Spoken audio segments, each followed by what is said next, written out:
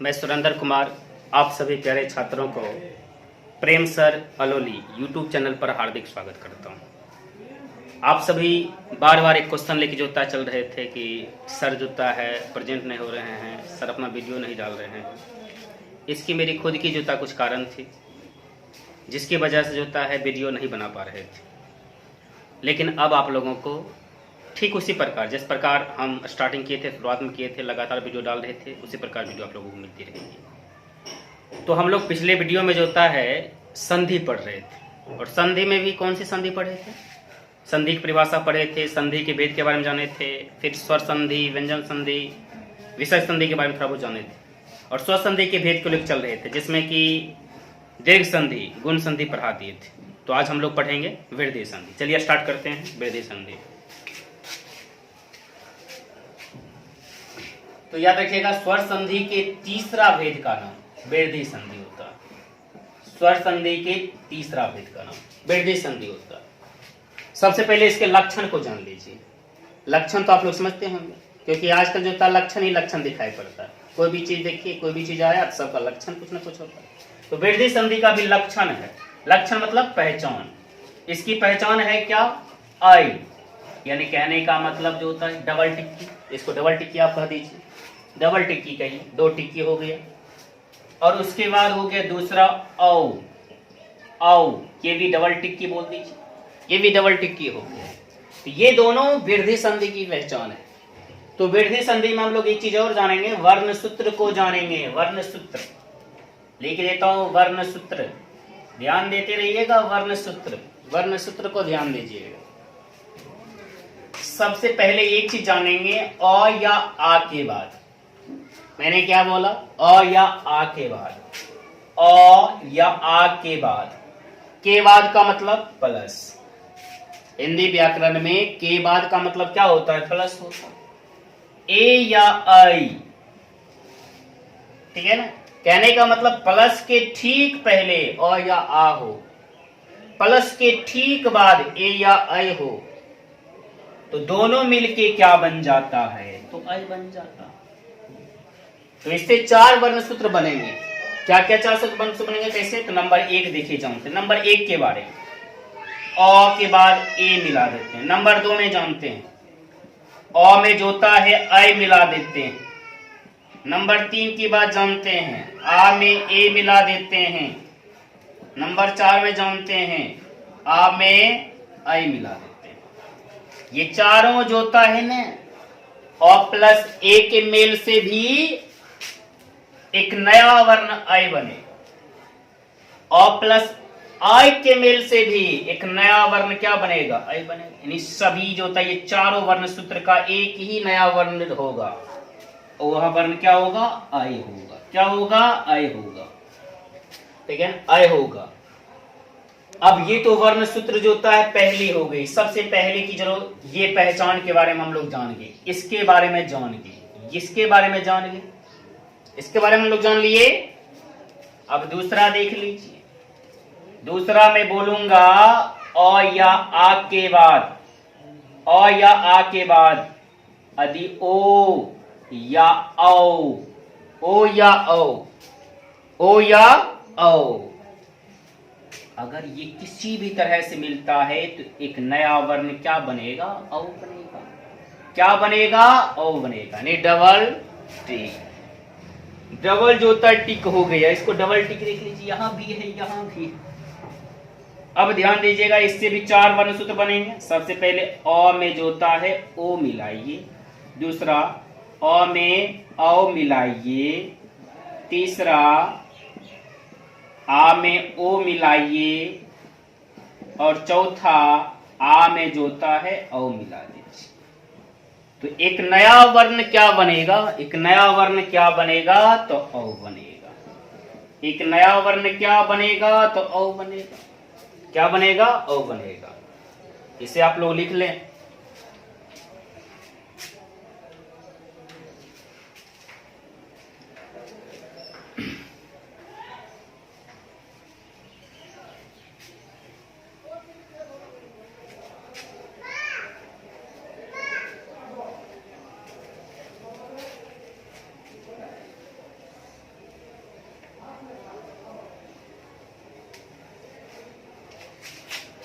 तो अभी केवल वर्ण सूत्र की बात कर रहे थे, अब थोड़ा सा उदाहरण की बात करेंगे, उदाहरण से समझेंगे।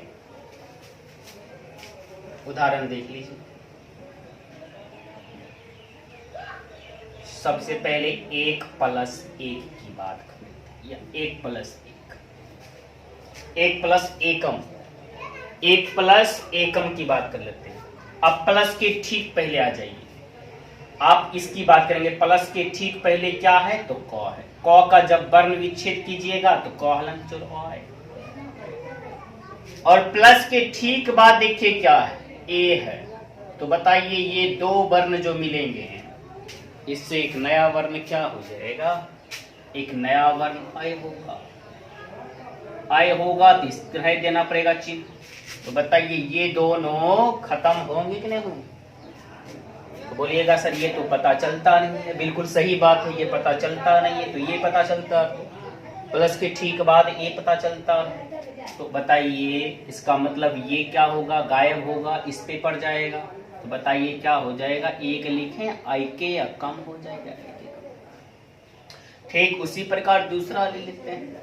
ठीक है, दूसरा ले लेते हैं, जो होता है 1 प्लस एकम हो गया, तथा प्लस एब। अब इसमें तो स्पष्ट कीजिए, तथा प्लस एब। ठीक है, तथा प्लस एब।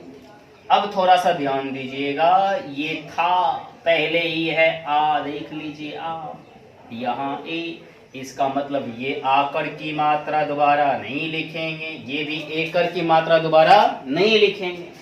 तो इस दोनों के बदले में आखिर क्या देंगे? आइन देंगे। तो आई देंगे तो बताइए यहाँ पर क्या हो जाएगा? ये खत्म हो जाएगा, ये खत्म हो जाएगा थौ के।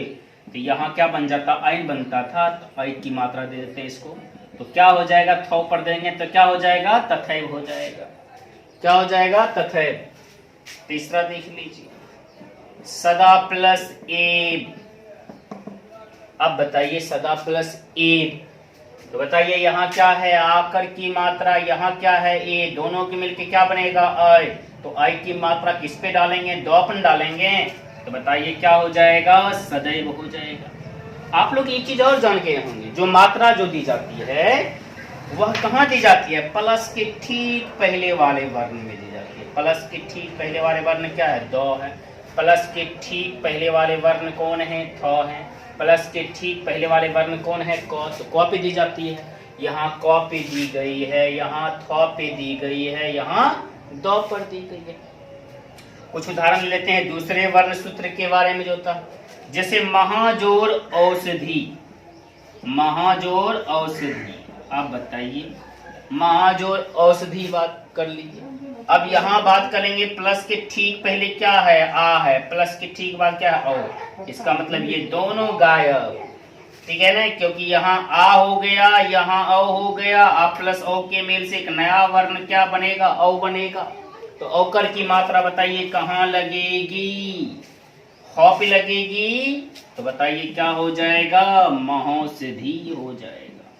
क्या हो जाएगा? महौषधि हो जाएगा। एक दो और जान लेते हैं, परम प्लस ओज, ओजा। अब बताइए कहेंगे प्लस के ठीक पहले तो मोह का वर्ण विच्छेद कीजिए। तो मोह का वर्ण विच्छेद जब कीजिएगा तो मोह हलंत जोर अ हो जाएगा। क्या हो जाएगा? मोह हलंत जोर अ हो जाएगा। अब बताइए मोह हलंत जोर और हो गया, तो बताइए यहाँ ओ, यहाँ औ हो गया। अ प्लस ओ के मिल से क्या बनता? औन बनता है। तो इसकी मात्रा देना पड़ेगा आपको। किस पे देना पड़ेगा? मोप ने। तो बताइए ये तो गायब हो जाएगा। तो क्या हो जाएगा? परमौजा हो जाएगा। क्या हो जाएगा? परमौजा हो जाएगा। ध्यान दीजिएगा। अब देखिए अगला उदाहरण, वन प्लस औषधि। वन प्लस औषधि। अब वन प्लस औषधि की बात कीजिएगा तो प्लस के ठीक पहले देखिए नो का जब वर्ण विच्छेद कीजिएगा तो नो हलन जोर ओ हो जाएगा। यहाँ प्लस के ठीक बाद जाइए। प्लस के ठीक बाद क्या है? औन है। तो बताइए ओ प्लस ओ के मेल से क्या बनता है? औन बनता है। तो यहाँ से ये गायब हो जाएगा। और जब ये गायब हो जाएगा तो इसकी मात्रा किस में लगेगी? नौ में। तो बताइए क्या बनेगा? बनौषधि हो जाएगा। क्या हो जाएगा? बनौषधि हो जाएगा। देख लीजिए इसे आप लोग।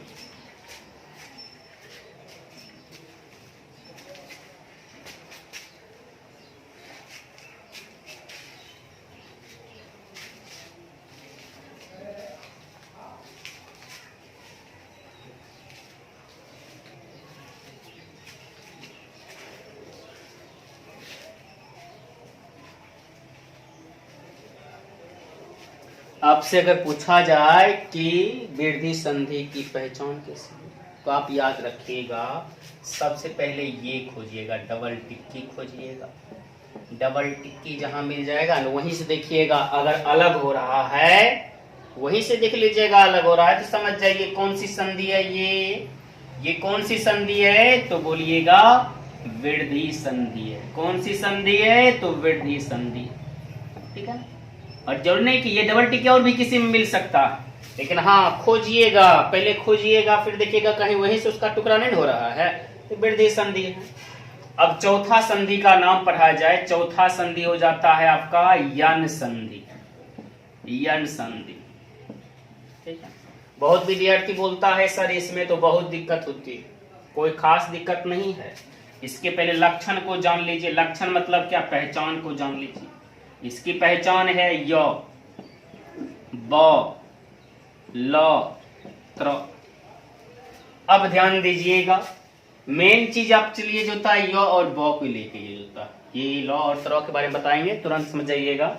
तो य और ब, तो याद रखिएगा यहाँ पर क्या है, इसमें जो होता है हरस भी ई और दीर्घ ई के बाद कोई भिन्न स्वर रहेगा, कोई भिन्न स्वर है। सवाल कीजिएगा सर भिन्न स्वर का मतलब, तो भिन्न स्वर का मतलब इस दोनों के अलावा कोई भी स्वर हो। और संस्कृत में स्वर वर्णों की संख्या कितनी है, तो संस्कृत में स्वर वर्णों की संख्या 13 है। संस्कृत में स्वर वर्णों की संख्या कितनी है, तो संस्कृत में स्वर वर्णों की संख्या 13 है। तो बोलिएगा सर इससे जो होता है कुछ मतलब जो होता है इससे अलग स्वर आएगा ना, तो बिल्कुल इस दोनों के अलावा कोई भी स्वर आ सकता है। तो याद रखिएगा इसके बदले में एक नया वर्ण बनता है यो, एक नया वर्ण क्या बनता है यो। और दूसरी बात जो हो सकती है किताब में भी नहीं मिलेगा आपको, जो अनुभव के आधार पर मैं बता सकता हूं। दूसरी बात क्या है कि ये जिसमें मात्रा लगा रहेगा, हरस्वी और दीर्घी की मात्रा जिसमें लगा रहेगा, जिस वर्ण में लगा रहेगा, उसको आपको क्या कर देना है, अर्धवर्ण कर देना है। अर्धवर्ण, आधा वर्ण लिखना है। क्या बोले, आधा वर्ण लिखना। ये दूसरी बात है, याद रखिएगा, जिसमें हरस्वी ई और दीर्घी की मात्रा। अभी जस्ट उदाहरण बताएंगे तो समझिएगा, ठीक है ना। उदाहरण नहीं बता देते हैं, पहले समझ लीजिए जो था उदाहरण देख लीजिए। जैसे इति, मैंने इति लिखा, अब प्लस आदि, हाँ ठीक है ना। दूसरी बात आप ये भी जान सकते हैं कि यहाँ जो स्वर रहता है, जो स्वर रहता है उसकी मात्रा दी जाती है, यानी प्लस के बाद जो स्वर रहता है उसकी मात्रा दी जाती है। स्वर की मात्रा लगाई जाती है, स्वर की मात्रा, ठीक है ना, स्वर की मात्रा। आप मात्रा के बारे में जानते हैं, जब कोई भी स्वर व्यंजन वर्ण मिलता है, जब कोई भी स्वर व्यंजन वर्ण मिलता है तो वह अपना संक्षेप रूप धारण कर लेता है। जब कोई भी स्वर व्यंजन वर्ण मिलता है तो वह अपना संक्षेप रूप धारण करता है, जिसे मात्रा कहते हैं। जब कोई भी स्वर किसी व्यंजन में मिलता है तो वह अपना संक्षेप रूप धारण कर लेता है, जिसे हम क्या कहते हैं, मात्रा कहते हैं। अब बताइए इति में हरस्वी की मात्रा देख लिए, इसके बदले में आप कहिएगा क्या लिख देंगे सर, तो यो लिख देंगे। क्या लिख देंगे, यो। और जिसमें ये हरस्वी की मात्रा उसको क्या करेंगे, आधा लिख देंगे। तो बताइए क्या हो गया, तय हो गया। यहाँ आकर है तो आकर की मात्रा दे देंगे, तो बताइए क्या हो गया, इत्यादि हो गया। दूसरा उदाहरण लेते हैं, ध्यान दीजिएगा। जैसे प्रति प्लस एक, प्रति प्लस एक। अब यहाँ पर ध्यान दीजिए, प्रति प्लस एक की बात हो रही है, तो ये हरस भी ई के बदले में क्या आएगा, तो यो आएगा। और जिसमें हरस भी की मात्रा लगा हो वह क्या लिखेंगे, तो देखिए अर्धवर्ण लिखेंगे, आधा तो आधा लिखे। अब उसके बाद क्या करेंगे, प्लस के ठीक बाद जाएंगे, प्लस के ठीक बाद एक की मात्रा लगा दीजिए। यहाँ हो गया ये बचा हुआ इधर को, इधर बचा हुआ पर, तो बताइए क्या हो गया, प्रतीक हो गया। क्या हो गया, प्रतीक हो गया। क्या हो गया, प्रतीक हो गया। एक उदाहरण लेते हैं। अब ध्यान दीजिएगा, यहाँ पर रहेगा अति प्लस अंत, अति प्लस अंत। अब यहाँ पर देखिए, यहाँ पर हरस भी है तो इसके बदले में क्या हो जाएगा, यो हो जाएगा। और जिसमें हरस भी ई हो तो उसको क्या करेंगे, आधा लिख देंगे। और फिर यहाँ पर क्या हो जाएगा, अ हो जाएगा। और यहाँ पर क्या आ जाएगा, अनुस्वर। तो बताइए क्या हो गया, अत्यंत हो गया। क्या हो गया, अत्यंत हो गया। इसे लिख लें।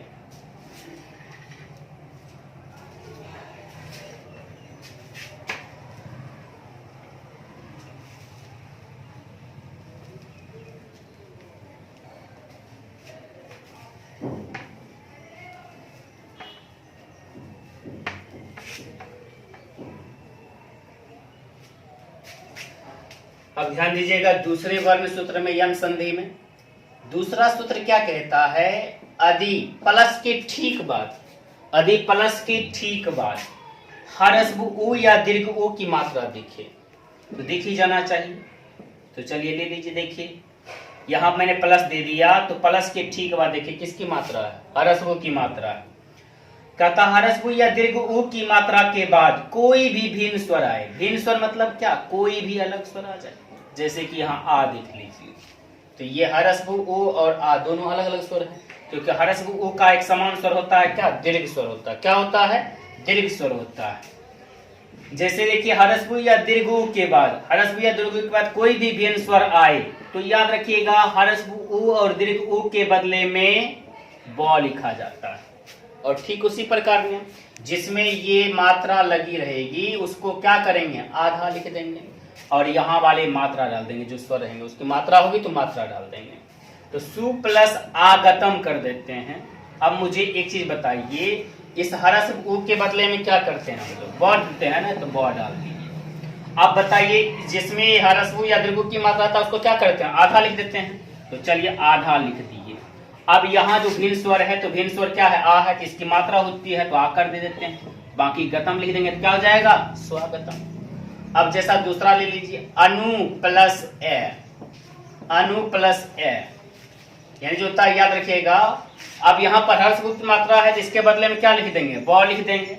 और ये जिसमें ह्रस्व की मात्रा हो उसको क्या कर देंगे, आधा लिख देंगे। तो बताइए आधा लिख दिए, नव हो गया। अब शुरुआत में क्या है, अ। अब इसकी तो कोई मात्रा होती नहीं है जो दे देंगे, तो क्या देंगे, यह दे देंगे, तो अन्वया हो गया। और ले लीजिए थोड़ा सा उदाहरण, सूज और अल्फा। अब यहाँ ध्यान दीजिएगा, यहाँ ह्रस्व है, इसके बदले में क्या दे देंगे, ब दे देंगे। और जिसमें ह्रस्व की मात्रा लगा हो जिस वर्ण में उसको क्या करेंगे, आध लिख देंगे, यानी आधा लिख देंगे। आधा लिख दिए। अब बताइए अ है तो अ की कोई मात्रा नहीं होती है, तो चलिए बाकी लपा लिख देते हैं तो क्या हो जाएगा, स्वल्पा हो जाएगा। क्या हो जाएगा, स्वल्पा हो जाएगा। समझ गए होंगे। आगे चलते हैं, जो कि मैंने बताया था तरव। तरव बहुत आसान है। तरव में एक चीज रखिएगा, प्लस के ठीक पहले हमेशा त्रि ही आएगा, फिक्स है ये फिक्स है, याद रखिएगा। त्रि आएगा तब तो तरव बन जाएगा। और त्रि के बाद जो था यहाँ कोई भी स्वर रहेगा, भिन्न स्वर रहेगा। भिन्न स्वर मतलब कोई भी स्वर रहे, उससे मतलब नहीं है। तो यहाँ पर क्या हो जाएगा, तरव। यानी कह सकते हैं आप त्रि के बदले में तरव, बाकी मात्रा। बहुत आसान होता है ये, उदाहरण से समझते हैं। मातृ प्लस आज्ञा। अब बताइए यहाँ त्रि का स्थान पर क्या समझिएगा, तरव समझिएगा। तो लिख दीजिए ना, मां लिख दीजिए, त्रि का स्थान पर तरव लिख दिए। फिर यहाँ आकर है तो आकर दे दीजिए, ज्ञान दीजिए, मात्रा ज्ञान हो गया। पितृजोर आदेश, पितृजोर आदेश, इसको ही ले लीजिए, पितृजोर आदेश। अब देखिए त्रि का स्थान पर क्या लिख देंगे, तरह लिख देंगे। तो यहाँ पर हम लिख सकते हैं पितृ लिख दिए। यहाँ पर आकर की मात्रा है तो यहाँ पर आकर की मात्रा दे देंगे। बाकी देशा लिख देंगे तो क्या हो गया, पित्रादेशा हो गया। क्या हो गया, पित्रादेशा हो गया। अब तीसरा ध्यान दीजिएगा, यदि हम जो होता है लिख देते हैं मातृ प्लस आ केवल लिख देंगे, तो जिस तरह हम बोलते थे मात्रा उसी तरह हो जाएगा। ठीक है, त्रि का स्थान पर क्या हो जाएगा, तरह, तो मात्र हो गया, इसमें आकर मात्रा हो गया। इसे आप लिख लें।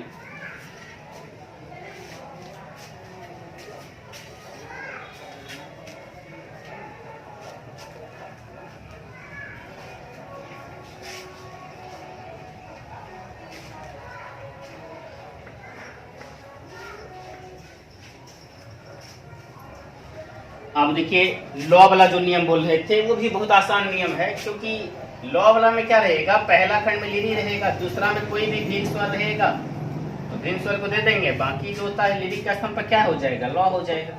एक दो उदाहरण लिख लीजिए, जैसे लिरी जोर आकारा। अब हमको क्या करना है, लिरी के स्थान पर क्या कर देना है, जो होता है लॉ लिख देना है, तो लॉ लिख दिए। अब बाकी तो इसकी कोई मात्रा होती नहीं, जो मात्रा दे देंगे। फिर कारा लिख देंगे तो क्या हो जाएगा, लकारा हो जाएगा। दूसरा जो होता है लिरी प्लस आकृति, लिरी प्लस आकृति। अब बताइए ये लिरी के स्थान पर क्या हो जाएगा, लॉ हो जाएगा। लेकिन ये आकर की मात्रा है तो आकर की मात्रा दे देंगे। फिर कृति लिख देंगे तो क्या हो गया, लाकृति हो गया। क्या हो गया, लाकृति हो गया। लिरी प्लस आठी, ये तो आप लोग आसान से समझ जाते हैं। लिरी का स्थान पर क्या हो गया, लॉ हो गया। फिर आकर की मात्रा हो गया, फिर ठी हो गया, तो क्या हो गया, लाठी हो गया। इस तरह यन संधि खत्म हो जाता। अब थोड़ा सा लास्ट संधि पढ़िए, स्वर संधि के सबसे अंतिम भेद, पांचवा भेद होता है, जिसको क्या बोलते हैं हम लोग, अयादी संधि। इसके लक्षण इसी के नाम में मौजूद है। जिस तरह जो था यन संधि के लक्षण यन संधि के नाम में मौजूद था, इसके लक्षण देखिए यहीं से मौजूद है। इसमें क्या क्या मिलेगा आपको, आई मिलेगा, आय मिलेगा, अब मिलेगा, अब मिलेगा। याद रखिएगा ये अ नहीं मिलेगा, ठीक है ना, अ छुपा हुआ रहेगा, अ नहीं मिलेगा, यानी य, आय, ब, आ, इस तरह का। हाँ ध्यान दीजिएगा, इसमें वर्ण सूत्र जो था बहुत आसान वर्ण सूत्र है। 4 वर्ण सूत्र होते हैं कि ए के बाद कोई भी स्वर मिल जाएगा, ए के बाद कोई भी स्वर आता है, ए के बाद कोई भी स्वर आ जाएगा तो याद रखिएगा एक स्तंभ पर क्या हो जाएगा, य हो जाएगा, ठीक है ना। एक स्तंभ पर क्या हो जाएगा, य हो जाएगा। अब एक चीज सवाल कीजिएगा, सर य तो यन संधि भी होता, लेकिन याद रखिएगा जिसमें मात्रा रहता था उसमें आधा हो जाता था, इसमें आधा नहीं होगा। तो एकर की मात्रा के बदले में क्या हो जाएगा, य हो जाएगा। फिर यहाँ अगर कोई स्वर है उसकी मात्रा होती है तो मात्रा लगा दीजिएगा। आई के बाद कोई भी स्वर मिल जाएगा, आई के बाद कोई भी स्वर मिल जाएगा तो इसके स्थान पर क्या हो जाएगा, आय हो जाएगा, ठीक है। फिर आगे वाले स्वर में अगर मात्रा वाला स्वर होगा तो यहाँ मात्रा दे दीजिएगा उसका। उसके बाद जो था ओ के बाद जब भी कोई स्वर आएगा, ओ के बाद जब भी कोई स्वर आएगा तो याद रखिएगा ओ के स्थान पर, यानी ओ के बदले में क्या लिखेंगे, ब लिखेंगे। क्या लिखेंगे, ब। अब बाकी कोई स्वर है अगर उसका कोई मात्रा होता तो मात्रा दे देंगे। अब फिर जो था है देखिएगा औ के स्थान पर, औ के बाद जो था कोई भी स्वर आता है तो औ के स्थान पर आब हो जाएगा। क्या हो जाएगा, आब हो जाएगा। यहाँ जो स्वर होगा अगर उसकी मात्रा होती है तो मात्रा दे देंगे। इसे लिख लीजिए।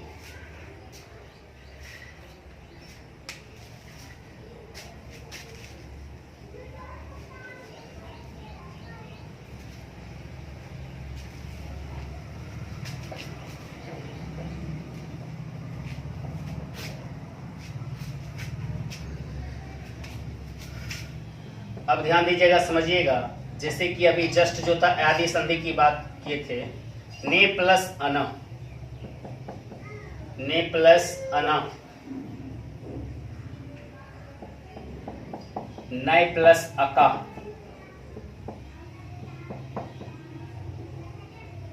पो प्लस अन, पौ प्लस अका, पौ प्लस अका। अब समझिए इसको। अब यहां पर देख लीजिए मात्रा का केवल खेल देखना। तो एक चीज और समझ लीजिए, संक्षिप्त में समझ लीजिए। एकर की मात्रा दिखेगा तो इसके बदले में य लिखना, आयकर की मात्रा दिखेगा तो इसके बदले में आय लिखना, ओकर की मात्रा दिखेगा इसके बदले में ब लिखना है, और औकर की मात्रा दिखेगा तो इसके बदले में क्या लिखना, आ। इसको याद रखिएगा, इसको याद रखिएगा, तुरंत बन जाएगा। जरा देखते हैं, ये एकर है, इसका मतलब है इसके बदले में य आना चाहिए, तो ये नो हो गया और ये हो गया य। इसको समझिए य है, आई हो गया नो, दोनों बोलिएगा तो क्या हो जाएगा, न बोल दीजिएगा। क्या बोलिएगा, न। बहुत आसान होता है संधि। फिर देखिए यहाँ नो, यहाँ क्या बोलिएगा, इसको आय, तो नो और आय तो क्या हो जाएगा, नाय हो जाएगा। यहाँ देखिए प, इसको समझिएगा ब। यहाँ देख लीजिए ना, ओकर को क्या समझते हैं, ब समझते हैं। तो ये प है, ये ब है, तो क्या हो गया, पब हो गया। ये प हो गया, ये आब हो गया, तो क्या हो गया, पाब हो गया। क्या हो गया, पाब हो गया। ये सब अ है तो अ कोई भी मात्रा नहीं होगा इसकी ना, तो बाकी देखिए इसमें ना जोड़ देंगे तो नाई ना हो गया, कह जोड़ देंगे तो नायका हो जाएगा, न जोड़ देंगे तो पवना हो जाएगा, कह जोड़ देंगे तो पाप का हो जाएगा। और याद रखिएगा, थोड़ी सी जोता है आप लोग भी बना ही लीजिएगा, 4-5 दे देते हैं, बना लीजिएगा अपना। जैसे भोज और अना,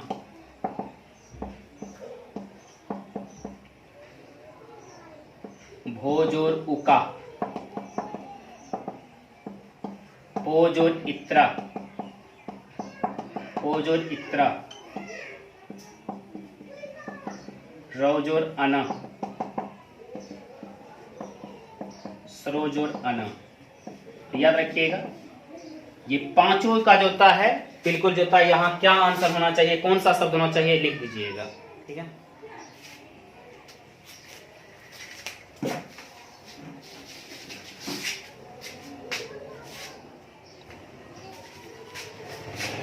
याद रखिएगा संधि में जो था, स्वसंधि के भेद जो था हम लोग खत्म कर लिए। अब अगले वीडियो में हम लोग क्या पढ़ाएंगे, एक तरह का व्यंजन संधि लेकर आएंगे। लेकिन याद रखिएगा, कुछ ज़रूरत से भी